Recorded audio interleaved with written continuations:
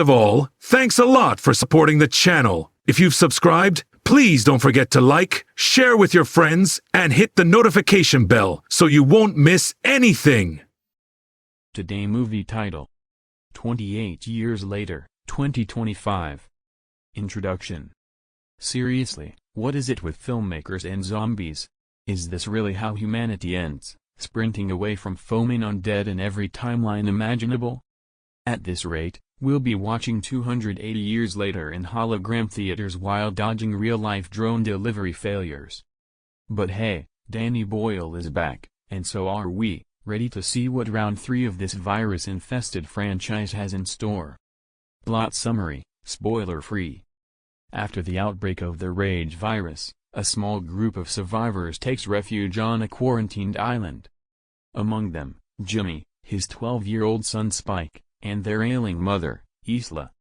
When a desperate need arises, they embark on a risky journey to the mainland in search of a doctor, only to discover that the land once known as home is now crawling with mutated, infected and layered secrets. Positives. Let's be honest, most of the cast delivers solid performances. You can feel the desperation, fear, and exhaustion in every scene. The music and cinematography shine, especially during sequences where old dialogue is blended into haunting visuals, very atmospheric. The film surprisingly excels at portraying emotional ties and the sense of family, even amidst chaos and carnage. Heartfelt without being cheesy. Negatives. The plot loses itself occasionally. Events happen abruptly, with little explanation, leaving you wondering, wait, what just happened? The doctor's dialogue is confusing at best, unnecessary at worst. It often breaks the emotional rhythm and adds more fog than clarity.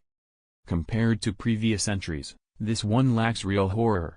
It leans more toward an action thriller with some stomach-turning scenes, not really nightmare material for horror fans. Conclusion. If you've seen the earlier films in the franchise, this one might be a decent watch for a lazy afternoon. It's not groundbreaking, but it does enough to keep you engaged, if only to see how far this franchise can stretch its legs, or zombie limbs. One thing's clear, the production team isn't done milking this undead cow just yet. Final score, 6.8 out of 10.